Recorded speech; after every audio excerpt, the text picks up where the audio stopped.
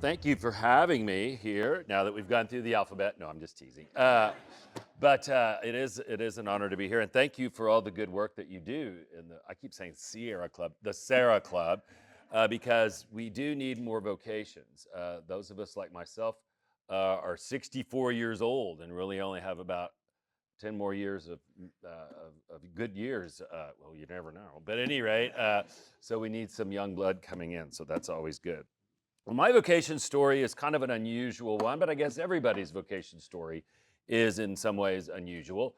I was not brought up a Catholic. I was brought up Episcopalian and went to an Episcopalian school, Cassidy, and where Mr. Hefner went. And the reality is that it wasn't really on my radar as a little boy, obviously. So, but things happen in life, and my father was a doctor, and this was back in the 60s, and he used to take me on Saturday mornings when he'd go visit his patients and make rounds, as they called it, and he took me oftentimes pretty much every Saturday to St. Anthony Hospital. Now, back in the 1960s, St. Anthony Hospital was very different than it is today. Back in those days, I would say 80 to 90% of the nursing staff were sisters of St. Francis, and the with the veil and all that and the rosary and that, and so at any rate, I had never seen anything like that except on The Sound of Music, and so, but obviously in those days, kids is very restrictive. Kids could not go above the first floor in those days, and so when my dad would go up to visit his patients, he would leave me at the nurses' station. Well, the nurses were the nuns. And I got acquainted with one particular sister. Her name was Sister Mary Grace. She happened to be a nurse, but she was also the hospital administrator. And so she would take me into the chapel when they would have their prayers, because in those days, they would ring a bell, and all the sisters would file into, unless they were in the operating room or something, they would file into the chapel and they would pray their prayers. And it was all in Latin, and the chapel was a beautiful chapel with, well, not like the one they have now, but at any rate, that's a whole nother issue, but it was very old school. And so I would go in there, and the sisters they'd be praying their prayers, they'd be chanting it all in Latin. And she would take me to Mass and all these things. And so I remember one day, I went home and I told my mom and dad, I said, I think when I grow up, I want to be a Catholic. And my parents were like, no. They're weird. They pray to the Pope. They don't speak English because it was all Latin. The women have to cover up their heads, and no, you're not doing that. We're not having it. And so at any rate, kind of fast forward a few years, even as an Episcopalian, I always thought I knew some of the priests at Cassidy and at All Souls, and I always thought they were kind of nice guys, and I thought about being a Episcopalian priest, but it kind of went in and out of my mind. But my dad was a doctor, and he's like, you're going to be a doctor. And I'm like, well, I throw up whenever I see blood, but okay. But at any rate, so, but when I was in the sixth grade at Cassidy, I met a friend who was a Catholic.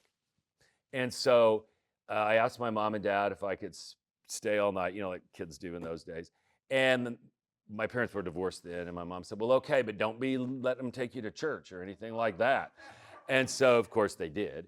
And it was kind of ironic. So the very first Mass I went to in 1972 was at Our Lady's Cathedral. And so the very first Mass I went to, and I really liked it. It was nice. Of course, in the 60s, you have to remember the Catholic Church was going through a lot of changes, and there was the priest was Father McSherry, and Father McSherry came down the aisle in sandals, and he was playing a guitar. Of course, coming from All Souls, I was like, oh my God, in church. And so at any rate, but something about it really, I really liked it. And so I started going with my friend more, and I'd spend the night. And eventually, as I got older, I would sometimes go on my own. And so one day, my mom who at that point worked out at the state capitol for then State Senator Nichols, um, this priest got lost in the hallway and looking for a place to go. And this priest was Father Petesky. Some of you remember Father Petesky. Oh, Father Petesky. And so, at any rate, my mom started talking to him, and she said something like, "My son has got this thing about the Catholic Church, and he thinks it's all that." And he would, and so Father Petesky said, "Well, I'd be happy to talk to him some more." So then my mom had kind of mellowed a little bit. So he called me up. And by then, I think I was a junior in high school. And so he invited me down to St. Francis, where he was then. And we went out to dinner, and it was, he was very friendly and very kind. And so he said, "Well, uh, we'd like to maybe have you come into the Catholic Church." And so I said, "Well, I'd really like to. I don't know if my parents will let me." But he goes, "Well, we have these classes." And in those days, it wasn't called RCIA. It was just called convert classes, or I don't remember what it was called. Yeah, it was just, didn't have all the buzzwords. It was just convert classes, something very simple. So I was on in the evenings, and so I would sneak down there. I'd tell that was back in the day before parents could track your phone. There weren't phones. And so I would sneak down there, and I'd say, "I'm going to Ed's house," and then I'd go down there and go to these classes. And so Easter of 1978 was the time to get confirmed. And so I finally had to tell my mom, and she was like, "Well, okay, I guess that's true." And my parents were divorced, and she goes, "What does your dad say?" And I said, "Well, he thinks it's awful. He thinks it's just terrible." She goes, "Well, I think it's great then." And so go for it. And so at any rate, I got confirmed. And then the next year I was a senior. And but by that point, we lived right by Christ the King, and I went to Cassidy. So I just started going to Christ the King for church because it was just down the street. And I met Father Pribble. And Father Pribble was a great priest too. Father Pribble actually used to be the rector of the seminary in Louvain, Belgium, many years ago. And he comes from a big Catholic family up in northern Oklahoma by Bison. And so at any rate, I met Father. Turns out he was somehow related to Sister Mary Grace, which I thought was kind of interesting. So at any rate, I wanted to go to college, and so I applied to colleges, and I wanted to go to like a Catholic college. So I applied to Notre Dame, St. Louis University, Georgetown. Where else did I apply? I think those were the three that I applied to. Well, I only got into St. Louis University. So I went up there for a tour, and that was in the 70s. St. Louis University was in a pretty rough part of town, and my dad's like, "You're not going there. No, no, no, no, no." So at any rate, I wound up going to SMU down in Dallas. And down there, I met a priest. Father McKay was his name. He was actually a Jesuit priest, real liberal, but I liked him anyway. So we had mass in his office on the floor. And so there again, it was kind of, but so I kept thinking about priesthood, but I also was, I grew up, in a fairly well-off family, and I wanted to get married and have kids, like all my friends were going to do, and have a comfortable lifestyle. And so I went into college, and I didn't really know what I was going to do. My dad wanted me to study pre-med, but I didn't like all the science, and so I finally just did business. And I wound up going to college, and I got then after college, I got a job as an accountant, and then I went to grad school where I met John Hefner, who sat next to me in class, and I copied off his paper. But at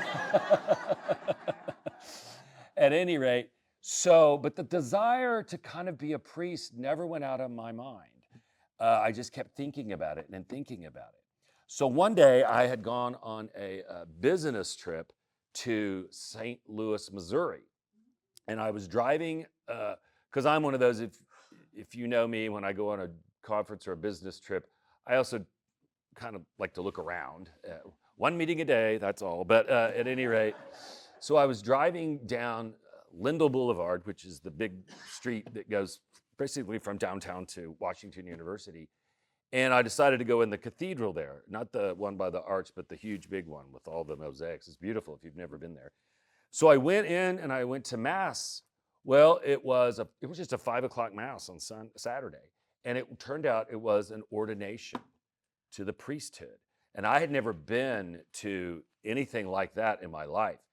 And it was, of course, that beautiful cathedral and the awesome music, and the Cardinal Carberry was there, who was the bishop there in St. Louis, and he did the ceremony. And during that, I got real emotional. I thought, well, this is something else. And I was just really, really getting emotional and thinking, wow, I don't know what to think about this. So I came in a home, and I told my parents about it and some others, and my dad's like, you need help. So I'll never forget, oh my gosh, he sent me down over here to the Pasteur building to see a psychiatrist named Dr. Mormon Prosser. Some of you older people might remember Dr. Prosser. But because he thought, well, that's a crazy thing, and you just need to get it wiped out of your mind. So I remember sitting in the waiting room, and Dr. Prosser was notorious for doing shock therapy. And I remember sitting in the waiting room, and I was in college then, but I remember sitting in the waiting room, and I'm not exaggerating because, John Paul and the priest think I exaggerate, but I do a little bit, but I'm not this time. So at any rate, I'll never forget sitting in there, and the lights dimmed down, and you could hear this, ooh, from the back. And so I just bolted. I'm not doing that. Absolutely not. So anyway, so I got a job, and I was working as an accountant. And one afternoon, I had to work on a Saturday because, CPAs work off hours. And so I was driving back from downtown, and I thought, oh, I need to go to Mass. And so I was like, well, I'll go to tonight. I was driving past Our Lady's. And so I went in for Mass on a Saturday night. Well, in those days, Our Lady's had their Mass at 6 p.m. on Saturday night. And so I went to that Mass, and lo and behold, it was another ordination. And, nowadays they don't do ordinations during a regularly scheduled Mass because they're long, and people would get up and go. I mean, I'm not doing that. I mean, it's even on Palm Sunday, they'll come in and say, oh, no, it's that Sunday. But at any rate, so it turned out it was Father Bill Pruitt and Father Joe Voss's ordination. And Father Pruitt had actually been a deacon at St. Francis, a young deacon, when I was taking the confirmation classes there with Father Patesky.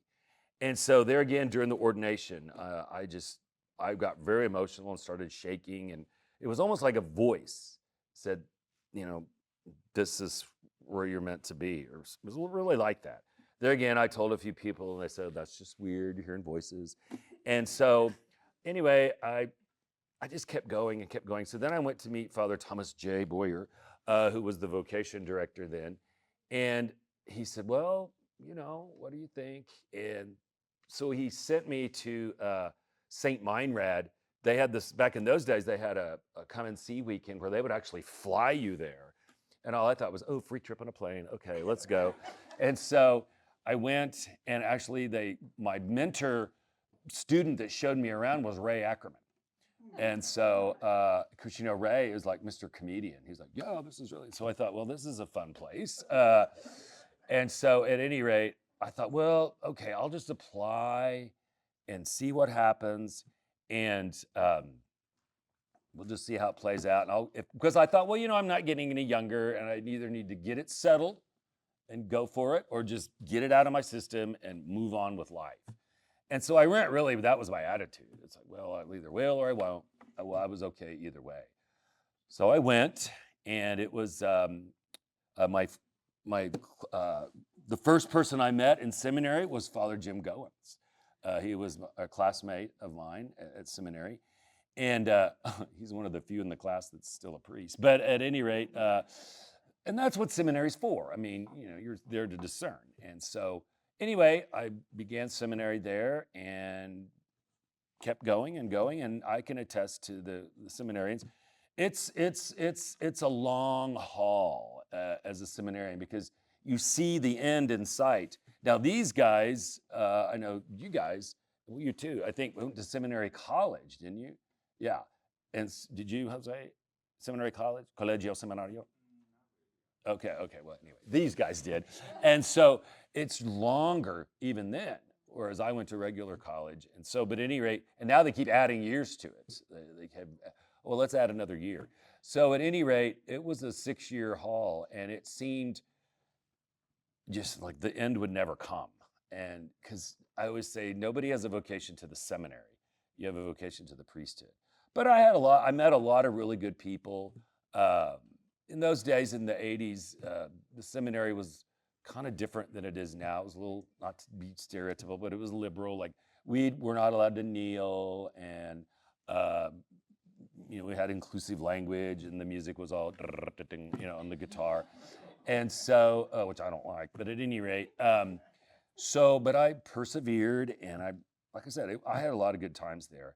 And, but our diocese did a program then called a pastoral year, where after your second year of theology, now it's called constellations or whatever it's called. Configuration, yeah. They keep changing the names. Buzzwords. The church loves buzzwords.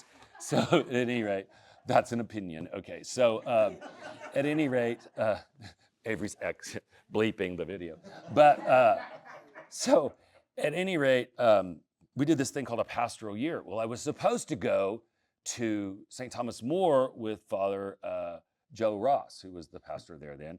But something happened and it didn't work out. And so Boyer, in his way that only Boyer can do, goes, well, I don't know if anyone's going to take you. So we're going to go over to St. Charles and meet with Father Gallatin, and don't mess it up. And so at any rate, I went, and Father Gallatin and we kind of hit it off. And so I did a pastoral year at St. Charles, and I loved it. I mean, it was great. I met so many wonderful people. I got involved in the school, and it really, if I'd had any doubts, it really reinforced it. In fact, 2 families that I'm still really close to this day are families that I met when I was at St. Charles, and they had little kids then, and their kids now are grown and have kids. So, I mean, we've been friends for over 30-something years. So then I would say, now, Father Gallatin, for those of you who knew him, he was a wonderful preacher, and he was a good priest, but he could be a little forked on the tongue every now and then. He liked to, tell you what you're doing wrong.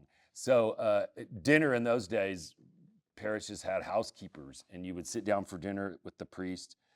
Most of those days are gone now because we don't have that many priests, and we don't have housekeepers. But at any rate, dinner would always be what I would call the chapter of faults, because he would say, you did this wrong, you did this wrong, you did this wrong. And so at any rate, but Father Gallatin's weird way, if he didn't like you, he didn't pick on you. So that was kind of his weird thing. He told the congregation once at St. Charles that my sermons were short and shallow.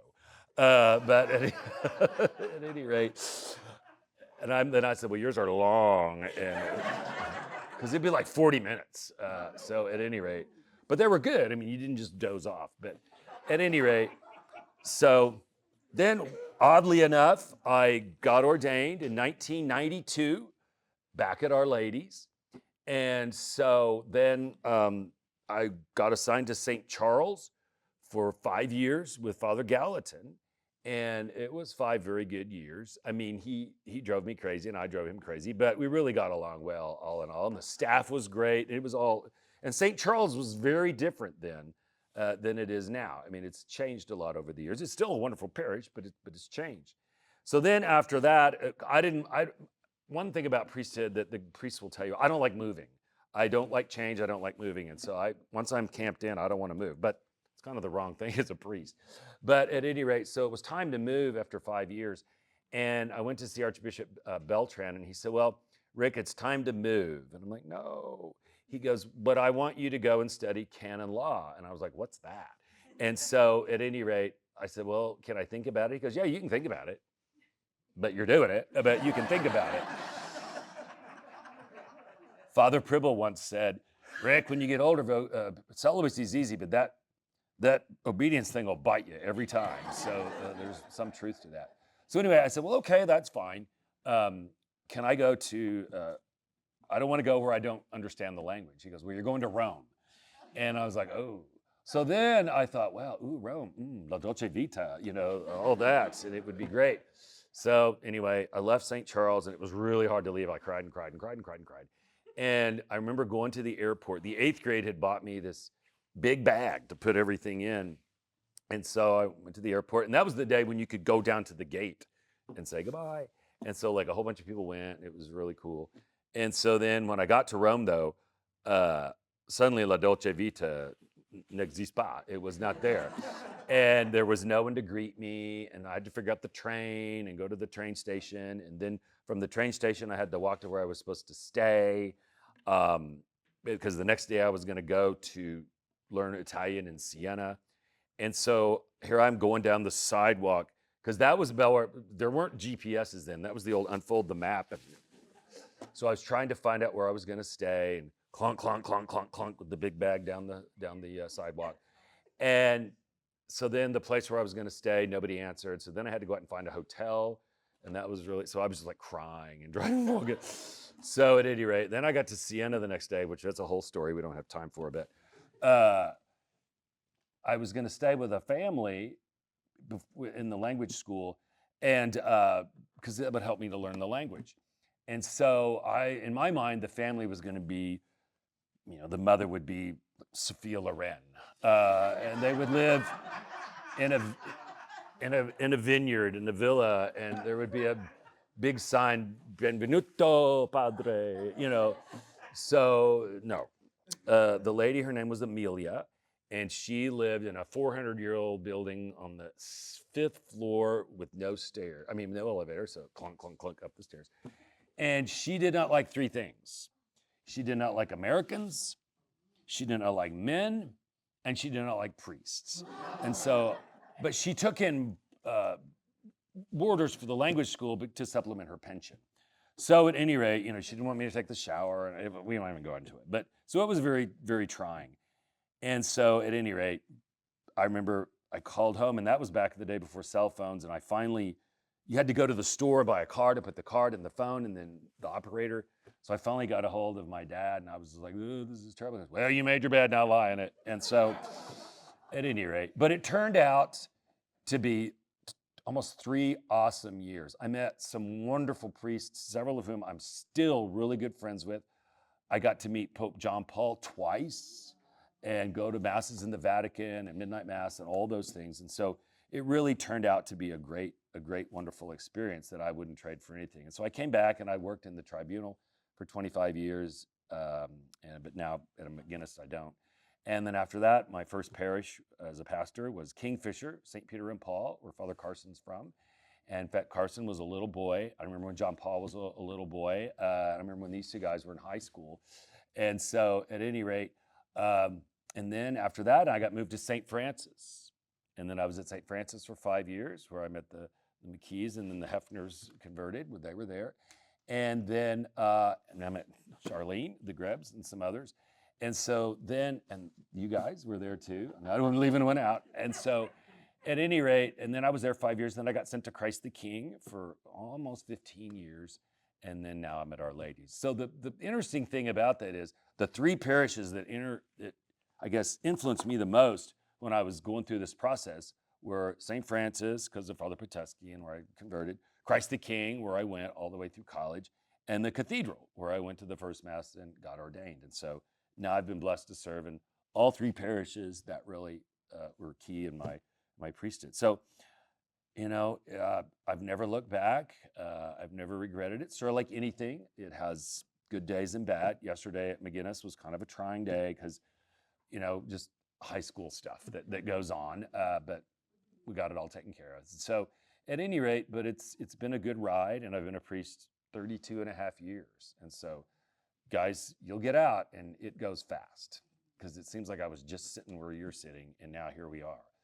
And so really that's kind of my story. It's not, and the other thing that I forgot is there was one huge thing that was preventing me from being a priest.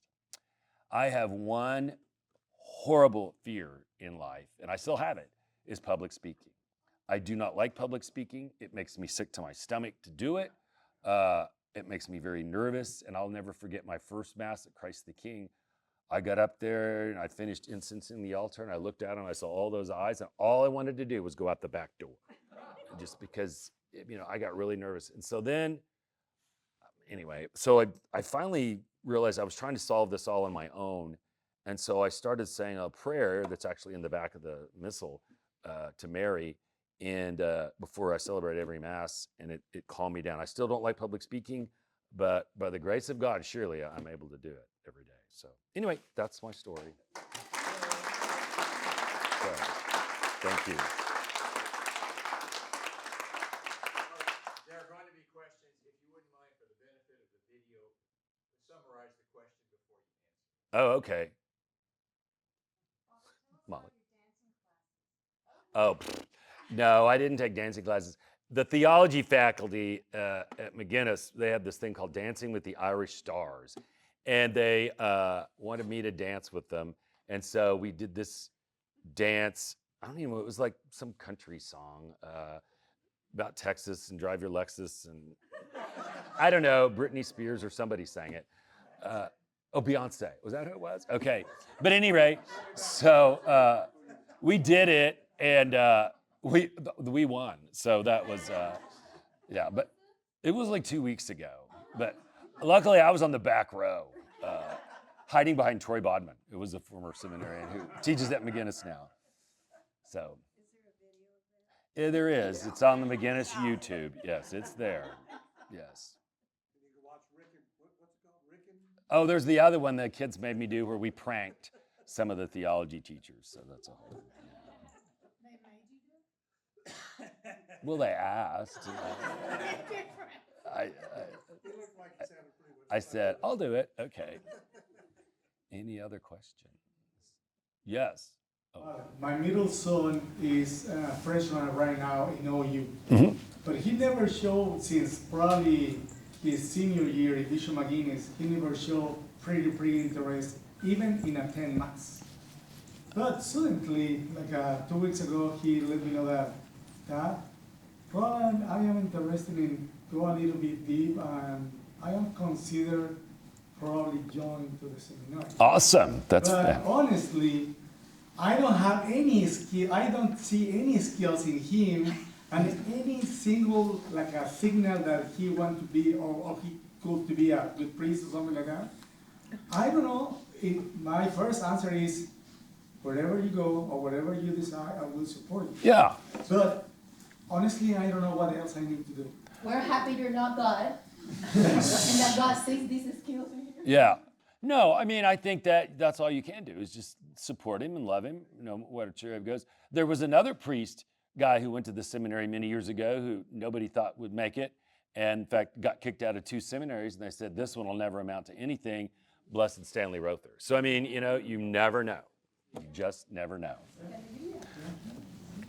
Any other questions? Father Rick, I will say that I have come to daily Mass at the Cathedral and at Christ the King. Mhm. That's how I first met you. And you were always very serious. So thank you so much for your testimony because it changed my perspective. I can be funny on Sunday, not daily Mass, though.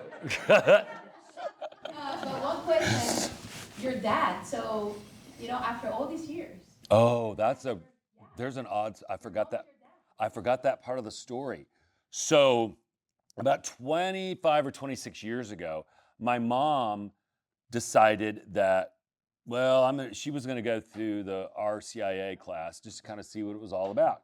So she, all on her own with her friend Thalia, they went to RCIA class at Christ the King. And so she decided she was going to go all the way. And so I asked Father Ross if I could bring her out to Kingfisher, where I was then, and confirm her. So Easter Vigil, I think it was like 26 years ago. Father Carson was an altar boy in that Mass. But at any rate, I got to confirm my mom as a Catholic. And so, it changed her life because she was always kind of cranky before that. And it really kind of, even she admits, I'm not the same person. My dad never really came around that much, but he mellowed a lot in his old age. I mean, he still cut me out of the will, but that's all right. And I'm greedy, so that hurt. But at any rate, the day he got Alzheimer's and he was going down. And so it was the day he was getting ready to die. And my stepmother said, has your dad ever been baptized? And I said, well, I don't know. Because his mom was a real staunch Assembly of God that thought everybody was going to hell. And so I go, I don't know. And she goes, well, ask your mom. So I asked my mom. She goes, he never went to church a day in his life. So at any rate, we were kind of thinking, oh, that's terrible. Maybe he's not baptized. And then actually the attendant there or whatever said, well, aren't you a priest? Can't you baptize him? I'm like, oh, I hadn't thought of that. And so at any rate, I baptized him. And 3 hours later, he died. And so his funeral was at Christ the King, and with Archbishop Beltran and Archbishop Coakley both there. So I couldn't resist in the homily. I just, looked at the casket and said, who had the last word? Okay. So both my parents actually became Catholic before they died. My mom's hadn't died yet, but anyway. Yes, Molly.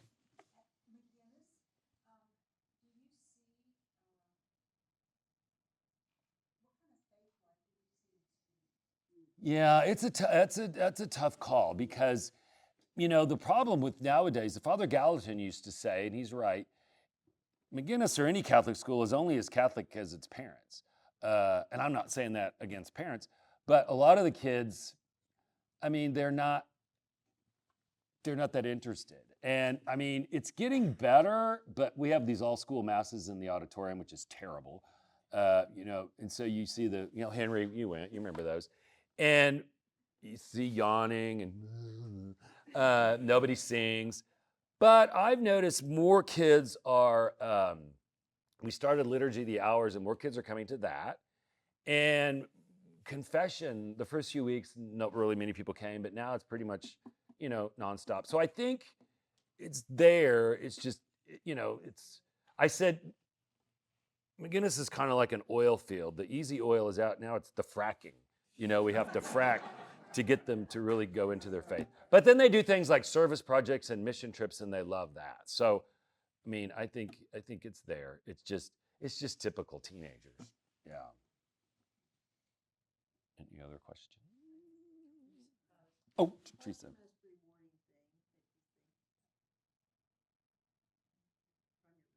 Oh, you mean like in general, or just like one specific experience, or either? Probably, I would say, I don't know, being with people.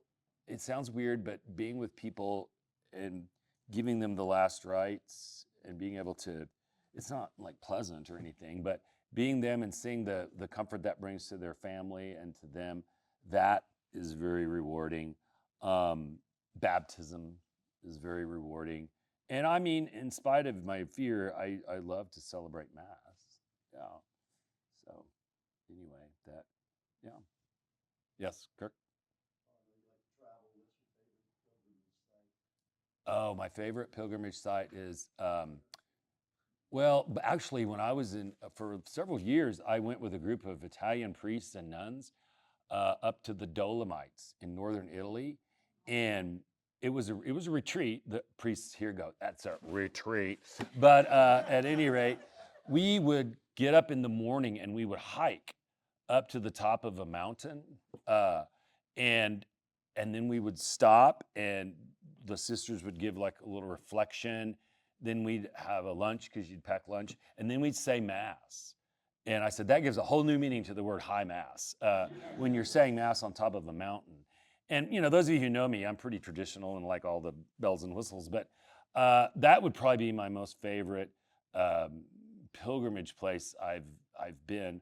I'm going to go to Lourdes this year with the Malta people and actually be there. It's not like we're going to be like tending to the sick people. So I'm looking forward to see what that's like. And then after Christmas, I'm going to Fatima.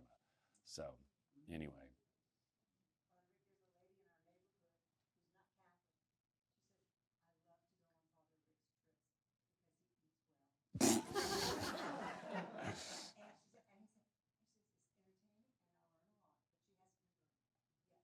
Oh, well, nice.